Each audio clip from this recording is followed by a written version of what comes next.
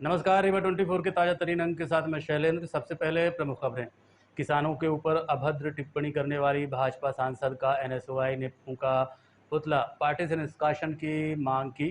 School शिक्षा विभाग से अजीब मामला आया सामने। एक स्कूल के 11 शिक्षक निकले ब्रेन ट्यूमर के रोगी। संजय गांधी अस्पताल में इमरजेंसी विभाग के डॉक्टरों की लापरवाही से गई अधेड़ की जान। और जन्माष्टमी के दिन हुई बारिश के चलते वार्ड 45 कुठुलिया में भरा घरों में पानी। इन खबरों सहित अन्य खबरें विस्तार से। भाजपा सांसद कंगना रनौत के द्वारा किसानों के ऊपर की गई अभद्र टिप्पणी को लेकर आज एनएसयूआई ने पुतला फूंका और पार्टी से निष्कासन की मांग की। गत दिनों किसान संगठनों द्वारा कोलकाता में हुए दुष्कर्म के बाद फांसी की अपील की गई थी, जिसको लेकर भाजपा सांसद कंगना रनौत ने एक इंटरव्यू के दौरान किसानों के ऊपर अभद्र टिप्पणी की थी और किसान आंदोलन के दौरान उन्हें हत्यारा और दुष्कर्मी भी बताया था। जिसके बाद भारतीय जनता पार्टी ने कंगना के बयान से खुद को किनारे कर लिया और उनके निजी बयान बता दिया।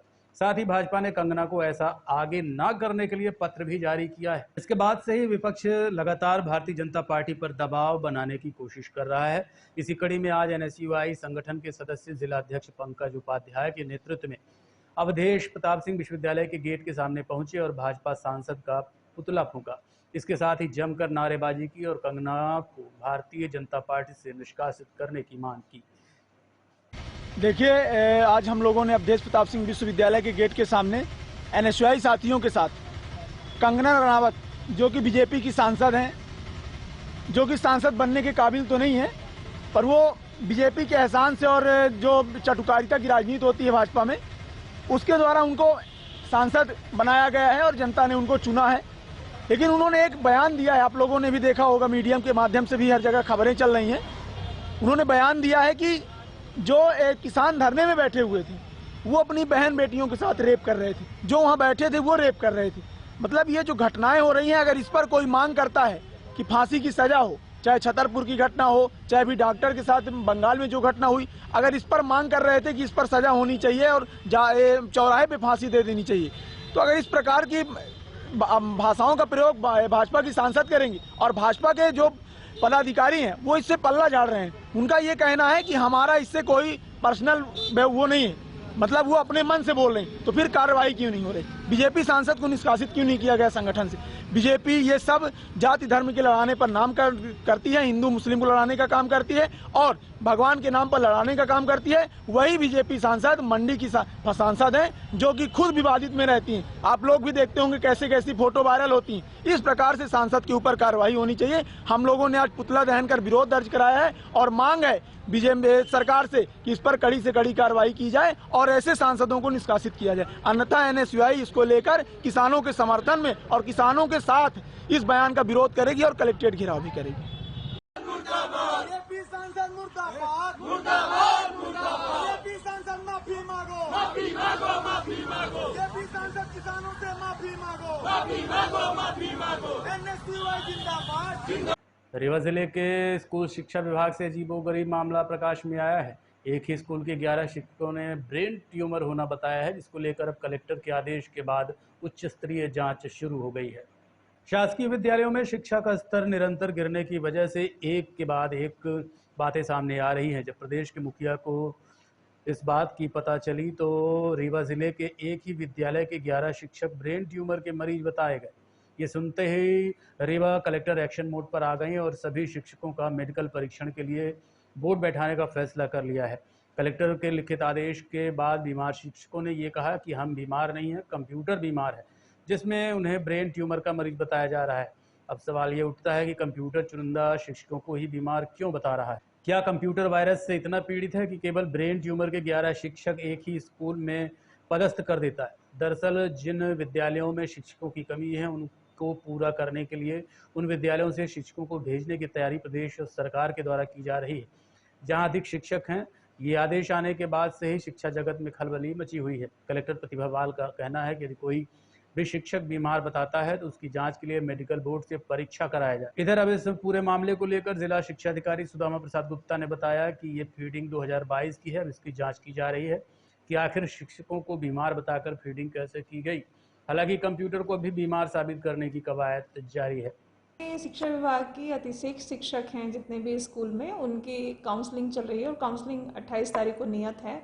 इस दौरान ये विषय संज्ञान में आया कि 2022 में जब ये जानकारी पोर्टल में फीड की गई थी कि किस शाला में कितने अतिशेष शिक्षक हैं, तो उस समय कुछ शिक्षकों ने और लिपिकों ने ऐसी लापरवाही से कहें या उन्होंने जानबूझकर ऐसा किया, ये बात जांच का विषय है, जिसे हम लोग जांच भी कर रहे हैं, जिसमें उन्होंने इस प्रकार की बीमारियों का हवाला दिया। कारण ये था कि क्रिटिकल बीमारियों के संबंध में उन शिक्षकों को एग्जेम्पशन दिया जाना था। जब नई काउंसलिंग शुरू हुई तो ये विषय संज्ञान में आया कि ये गलत जानकारियां दी गई हैं, इसलिए जो 28 को काउंसलिंग है उसमें हम लोगों ने मेडिकल बोर्ड 3 से अधिक बैठाने का निर्णय लिया है कि जितने भी ऐसे लोग हैं जिन्होंने इस प्रकार का क्लेम किया है वो मेडिकल बोर्ड के समक्ष उपस्थित होंगे, अपने जो भी रेलिवेंट दस्तावेज है, मेडिकल दस्तावेज हैं, उनके सहित उपस्थित होंगे।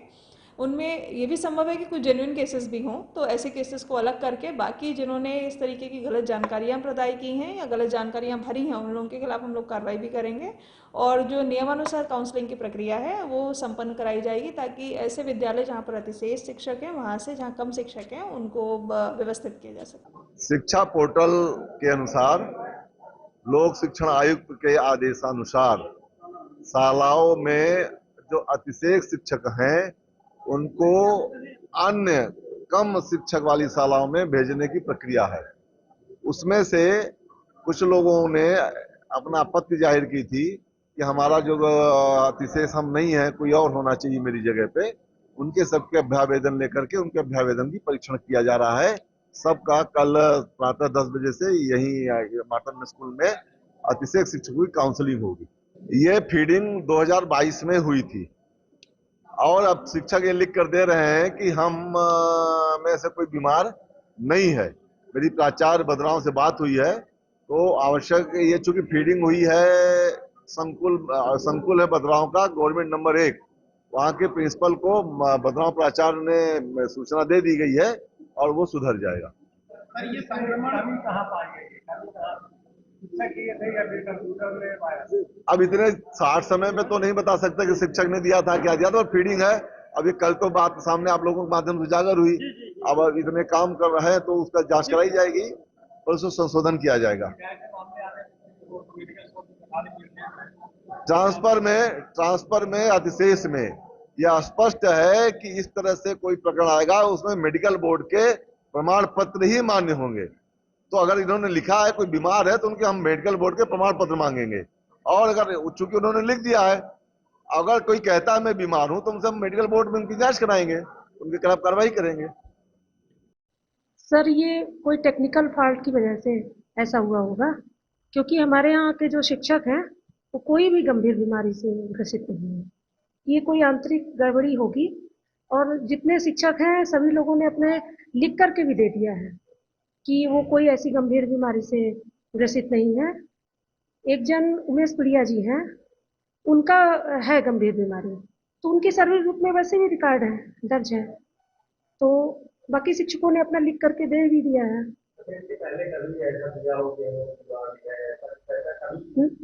नहीं, ऐसा कभी नहीं दिया है। कोई टेक्निकल फॉल्ट होगी जिसकी वजह से ऐसा होगा।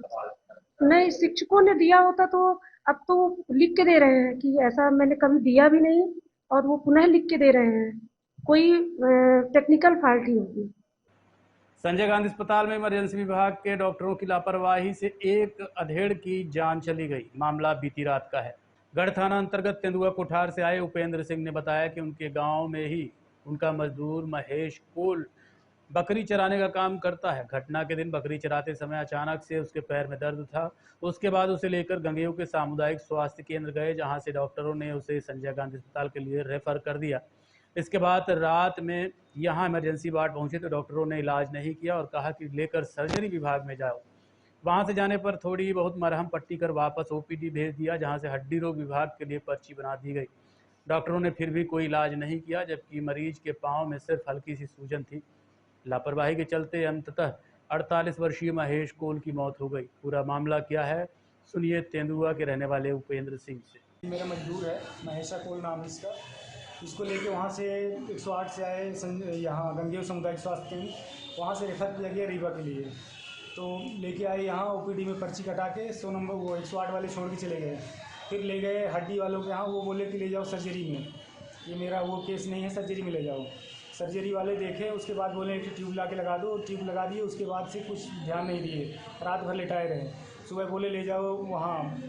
फिर मैं बहुत वो करने लगा तो एक नर्स बोली कि आप ऐसा करिए कि OPD में लेके चले जाइए। वहाँ एक वो हैं आपके सीनियर डॉक्टर आते हैं, तो वहाँ देख लेंगे, आप वहाँ ले जाइए। फिर मैं गया OPD में, पर्ची कटाया, वहाँ से ले गया तो हड्डी वालों को दिखाया, तो वो बोले कि ये ठीक है, ये समझ में नहीं आ रहा क्या है इनको। तो इसके बाद इसकी सांस फूलने लगी कि आप ऐसा करिए कि चले जाइए मेडिसिन में ले गए। वहाँ ले जाते एक्सपायर हो गई है। क्या नाम है इनका? इनका नाम महेशा कौल है। रहने वाले कहाँ के हैं तेंदुआ, ग्राम पंचायत तेंदुआ घर के पास पड़ती है ये। इनको तकलीफ़ क्या थी? तकलीफ इनके पैर में सूजन थी और दर्द था, ना गिरे हैं कहीं, ना कुछ काटा है इनको। नॉर्मल बकरी चरा रहे थे, वहाँ बैठे बैठे इनके अचानक से पैर में दर्द हुआ। उसके बाद इनको 108 के माध्यम से गंगेऊ लाया गया, वहाँ से रेफ़र कर दिए रीवा के लिए। अब क्या कहना चाहते हैं? कहना ये चाह रहे हैं कि यहाँ डॉक्टर जो हैं, खासकर सर्जरी वाले, बिल्कुल वो नहीं करते हैं। ये जो 7 नंबर वार्ड इमरजेंसी बनाया गया है, यहाँ पे सिर्फ मारने के लिए लोगों को बुलाया जाता है। यहाँ जितने लोग लेके आते हैं किसी को भी ध्यान से देखते नहीं हैं, ऐसे ही बोल के भगा देंगे। हमको बोले कि आप यहाँ से लेके भाग जाओ, हम दवाई नहीं करेंगे, जहाँ दिखाना है आप दिखा लो।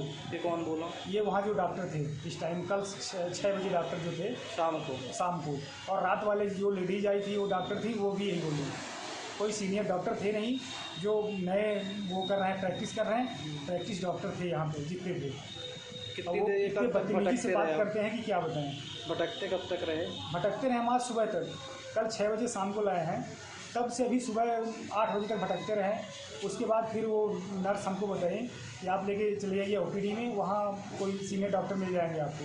फिर मैं गया, पर्ची कटाया, फिर वहाँ जाके दिखाया। शराब के लिए मारपीट कर पैसे की मांग करने वाले आरोपी को सिटी कोतवाली पुलिस ने गिरफ्तार किया है। बीते 18 अगस्त को गुड़ चौराहा स्थित बंसल बस्ती में मारपीट का एक मामला सामने आया था, जिसमें दोनों पक्षों की ओर से FIR दर्ज की गई थी।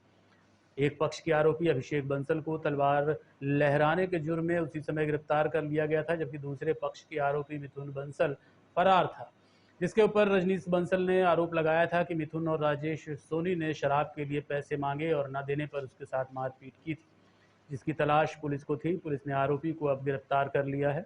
बताया जा रहा है कि आरोपी मिथुन के ऊपर पहले से भी कई आपराधिक मामले दर्ज हैं।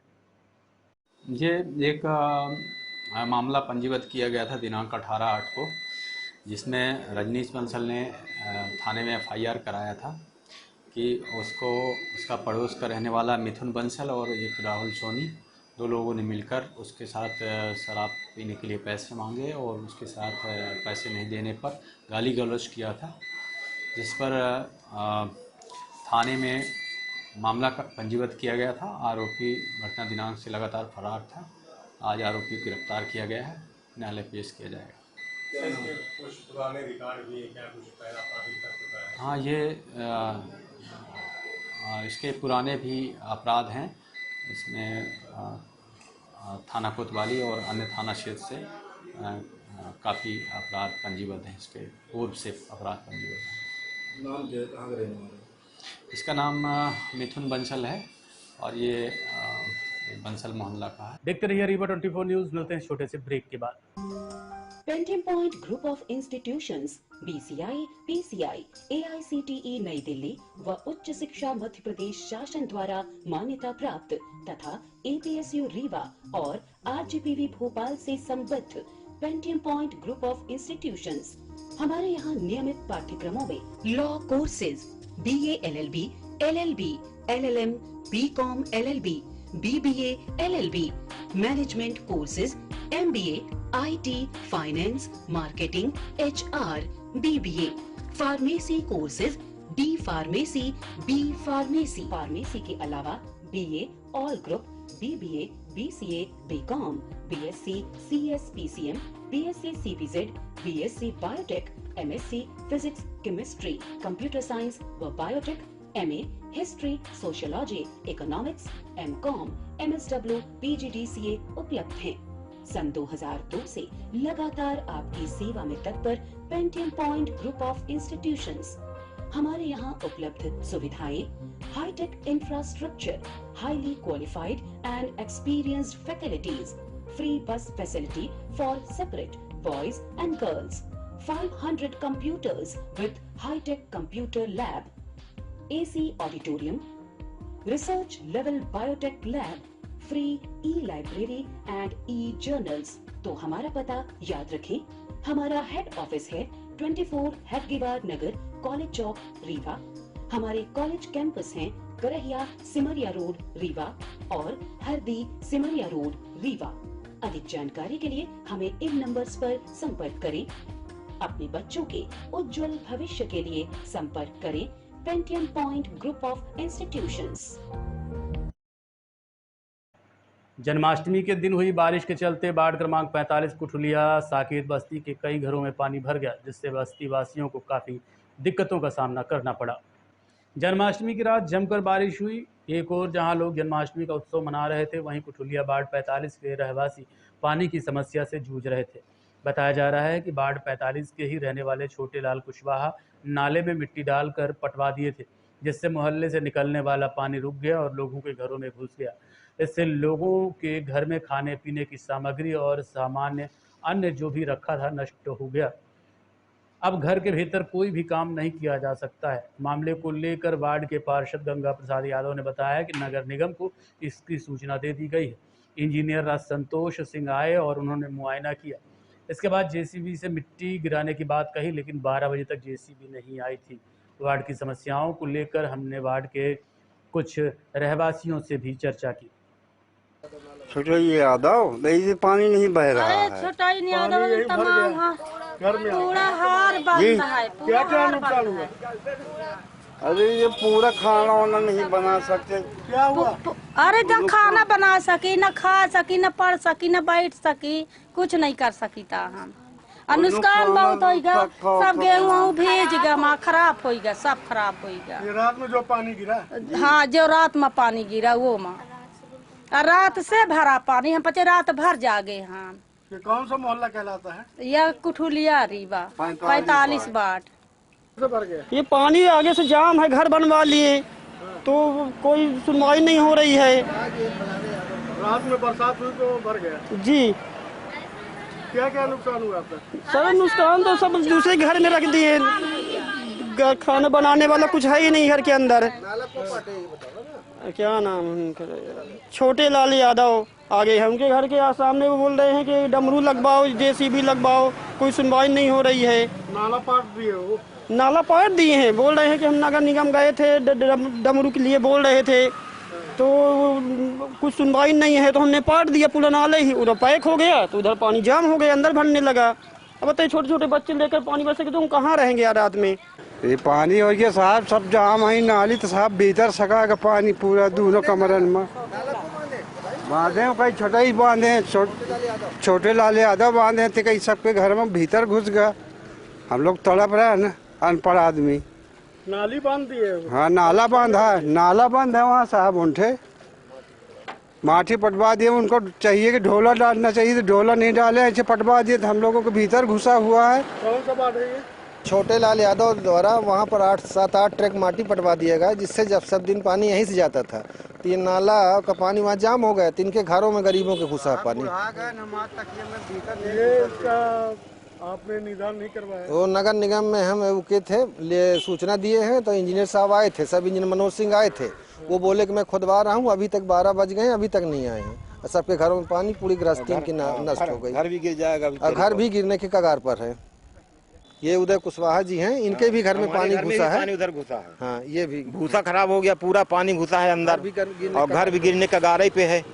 अब पानी अब जो नाला, अब यहाँ भी ये छोटे लाल यादव ने पूरा दुकान बनाए तो पूरा पाट दिया नाले, बोलते नाला था ही नहीं। नाला था, गढ़ही थी, ठीक है, पानी निकलता था। आज हम 65 साल के हैं, जब से पानी इधर से निकल रहा, जब से जानने लायक हुआ हूँ। अब आज वो पैक कर दिए, पानी नहीं निकला, घर के अंदर घुसा पानी। कौन पैक कर दिया है? छोटे लाल यादव ने पूरा नाला पैक कर दिया है। देखते रहिए रीवा 24 न्यूज। मिलते हैं छोटे से ब्रेक के बाद। हड्डी जोड़ एवं रीढ़ रोग तथा स्त्री रोग एवं प्रसूति रोग का इलाज एक ही छत के नीचे। विघ्नहर्ता hospital and trauma centre, hotel landmark के पास, रतहरा, रीवा। डॉक्टर संतोष सोनी, पूर्व चिकित्सक, बॉम्बे हॉस्पिटल, मुंबई। हड्डी जोड़ एवं रीढ़ रोग विशेषज्ञ, छोटे चीरे एवं दूरबीन विधि द्वारा हाथ तथा पैर की हड्डियों का ऑपरेशन। गठियाबाद, जटिल एवं बिगड़े हुए फ्रैक्चर का बेहतर इलाज करते हैं डॉक्टर संतोष सोनी। विघ्नहर्ता हॉस्पिटल ट्रॉमा सेंटर में ही स्त्री एवं प्रसूत रोग विशेषज्ञ डॉक्टर शैलजा सोनी भी उपलब्ध हैं, जिनकी देखरेख में नॉर्मल डिलीवरी, सिजेरियन ऑपरेशन एवं बच्चेदानी से संबंधित ऑपरेशन की बेहतर सुविधा। संतानहीन दंपत्ति तत्काल संपर्क करें।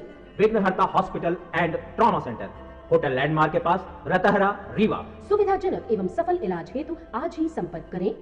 विघ्नहर्ता hospital and trauma centre, hotel landmark के पास, रतहरा, रीवा। मोबाइल नंबर 7828781983 अथवा 8462956774 पर। केंद्रीय जेल रीवा में जन्माष्टमी पर्व मनाया गया। इस दौरान सांस्कृतिक कार्यक्रमों की प्रस्तुतियां भी की गईं। केंद्रीय जेल रीवा में जन्माष्टमी का त्यौहार बड़े ही धूमधाम से मनाया गया। कार्यक्रम के मुख्य अतिथि मध्य प्रदेश शासन के डिप्टी सीएम राजेंद्र शुक्ल रहे। वहीं शहर के गणमान्य नागरिकों ने कार्यक्रम में शिरकत की। मुख्य अतिथि ने अपने उद्बोधन में बंदियों का मार्गदर्शन करते हुए कहा कि यहाँ से जाने के बाद दोबारा अच्छे काम करें, जिससे समाज के अच्छे नागरिक बन सके। साथ ही उन्होंने सभी को कृष्ण जन्मोत्सव की शुभकामनाएं दी।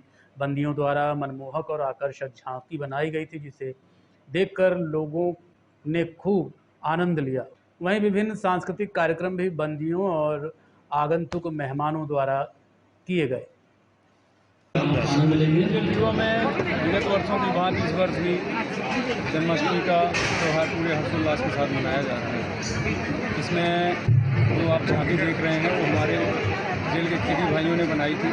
जो सांस्कृतिक कार्यक्रम आप सुन रहे हैं वो हमारे बंदी भाई ही संचालित कर रहे हैं, उसमें गायन वादन कर रहे हैं। तो आज इस अवसर पर मैं सभी अपने स्टाफ को, बंदी भाइयों को हार्दिक शुभकामनाओं बधाई देता हूँ। साथ ही साथ आज हमारे बीच देश के उप मुख्यमंत्री आदरणीय श्री राजेंद्र शुक्ला जी भी उपस्थित हुए थे मुख्य अतिथि के रूप में। उन्होंने भी शुभकामना दी, बंदी भाइयों को सद्मार्ग पर चलने की और यहाँ से छूटने के बाद अच्छा आचरण रखने की, पुनः कोई अपराध न करने की सीख दी है। मैं सर का बहुत बहुत धन्यवाद और आभार ज्ञापित करता हूँ कि सर आज हमारे बीच। कृष्ण जन्माष्टमी के इस पावन पर्व पर यहाँ पर उपस्थित आदरणीय AK सिंह साहब, जो सेवानिवृत्त न्यायाधीश हैं, उपाध्याय जी, जेल अधीक्षक आदरणीय श्रीमती माया सिंह जी, जिला पंचायत के पूर्व अध्यक्ष आदरणीय लाल बहादुर सिंह जी, रायपुर जनपद के कई बार अध्यक्ष रहे, नगर निगम के स्पीकर आदरणीय वेंकटेश पांडे जी, और हमारी कला और साहित्य के क्षेत्र में जिन्होंने बहुत काम किया आदरणीय मणिमाला सिंह जी, श्रीमती AK सिंह जी, कार्यक्रम का संचालन कर रहे आदरणीय राजेश शुक्ला जी, यहाँ पर उपस्थित सभी।